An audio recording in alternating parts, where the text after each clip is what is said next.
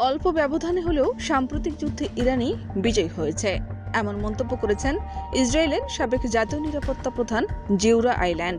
Israeli গণমাধ্যম channel 12কে দেওয়া এক সাক্ষাৎকারে তিনি এ মূল্যায়ন দেন। তার মতে, এই যুদ্ধ শুধু সামরিক নয়, বরং রাজনৈতিক ও কৌশলগত দিক থেকেও ইরানের অবস্থানকে আরও শক্তিশালী করেছে।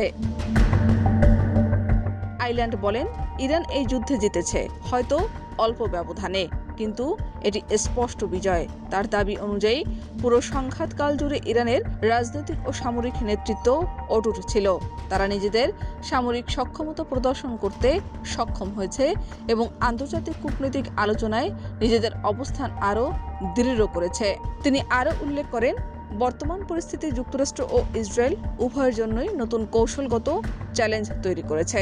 তার ভাষায়, ওয়াশিংটন এখন সরাসরি সংঘাত বাড়ানোর পরিবর্তে সংঘাত প্রশমনের দিকেই বেশি মনোযোগ দিচ্ছে, যেখানে ইরানের পারমাণবিক কর্মসূচির বিষয়টি তুলনামূলকভাবে পেছনে চলে যাচ্ছে।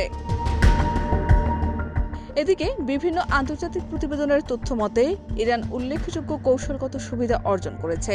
Centre for Strategic and International স্টাডিজের তথ্য অনুযায়ী সংঘর্ষে প্রায় $3 বিলিয়ন মূল্যের মার্কিন সামরিক সরঞ্জাম, যার মধ্যে যুদ্ধবিমান ও ড্রোনও রয়েছে, যা ধ্বংস হয়েছে। বিশ্লেষকদের মতে, এই ক্ষতি যুক্তরাষ্ট্রের সামরিক সক্ষমতার উপরও চাপ সৃষ্টি করেছে এবং দীর্ঘমেয়াদে তাদের কৌশলগত পরিকল্পনায় প্রভাব ফেলতে পারে। অন্যদিকে ইরান নিজেদের প্রতিরক্ষা কাঠামো অক্ষত রাখতে সক্ষম হয়েছে এবং রাজনৈতিকভাবে টিকে থাকার সক্ষমতা দেখিয়েছে, যা তাদের জন্য একটি বড় অর্জন হিসেবে দেখা হচ্ছে। সব মিলিয়ে আইল্যান্ডের এই মন্তব্য এবং বিভিন্ন বিশ্লেষণ একদিকে যেমন ইরানের সীমিত কিন্তু বাস্তব বিজয় এর ইঙ্গিত দিচ্ছে, অন্যদিকে যুক্তরাষ্ট্র ও ইসরায়েলের জন্য ভবিষ্যৎ কৌশল আরও জটিল হয়ে উঠেছে বলে মনে করছেন আন্তর্জাতিক পর্যবেক্ষকরা। শাহনাজ পারভীন, দেশ রূপান্তর।